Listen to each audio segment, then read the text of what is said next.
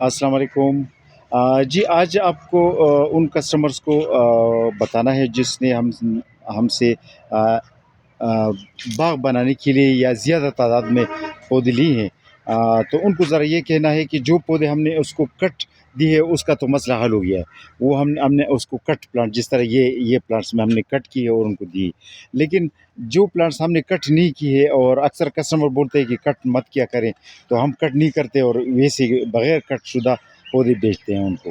تو ان کو ہماری یہ درخواست ہے، ہماری یہ پیغام ہے کہ اور مشورہ ہے کہ وہ اپنے پودوں کو درمیان میں کٹ کیا کریں، تاکہ وہ نیچے سے شروع کریں۔ اور خاص کر یہ پیغام ان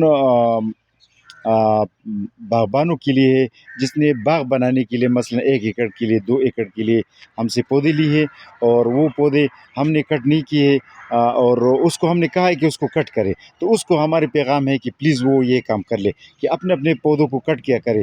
کٹ کرنے سے یہ فائدہ رہتا ہے، اس کو مثلا یہ جو کٹ کیا گیا پودا ہے، اس سے یہ فائدہ رہتا ہے کہ اس کا وہ سب سے پہلے اپنی جڑ کو مضبوط بنا دیتا ہے، اور جب وہ کٹا ہوا پودا ہو تو اس کا جڑ پر خوراک پہنچانے کا، اوپر اپنی پوری باڈی کو خوراک پہنچانے کا بوجھ کم پڑتا ہے۔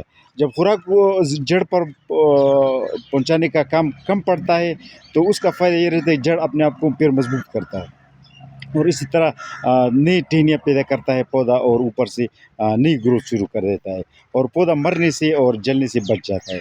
تو پلیز اپنے پلانٹس کو کٹ کیا کرے۔ کٹ کرنے کا یہ مطلب نہیں کہ وہ زخمی ہو جائے۔ یہ پودا کوئی جانور نہیں ہوتا کہ اس کا پیر کٹ ہو جائے اور وہ چل نہیں پڑتا۔ تو پودا جو ہے نا الگ چیز ہے، اس کا اگر کٹ کیا جائے، مثلا یہ سارے پودے ہم نے کٹ کیے جو لمبے پودے ہوتے ہیں، اور چلو چھوٹا پودا ہے اس کو کٹ نہیں کرنا چاہیے تو کوئی بات نہیں، لیکن چھوٹا پودا بھی وہ ڈورمنٹ ہو، بغیر پتوں والا، جو سردی میں پتے گرا دیتا ہے، اس کو سب کو کٹ کرنا چاہیے۔ آدھے میں اس کا ہائٹ اس کی لمبائی آدھے تک لانی چاہیے، تاکہ وہ نئی ٹہنیاں پھر شروع کرے اور جڑوں کو سب سے پہلے مضبوط کرے۔ تو جو پودا جڑوں کو مضبوط کر دیتا ہے، ظاہری بات ہے کہ وہ پوری گروتھ کو پھر جو ہے نا شروع کر دیتا ہے، اور صحت مند رہتا ہے، اور سوکھنے کا خطرہ بالکل نہیں ہوتا اس کو۔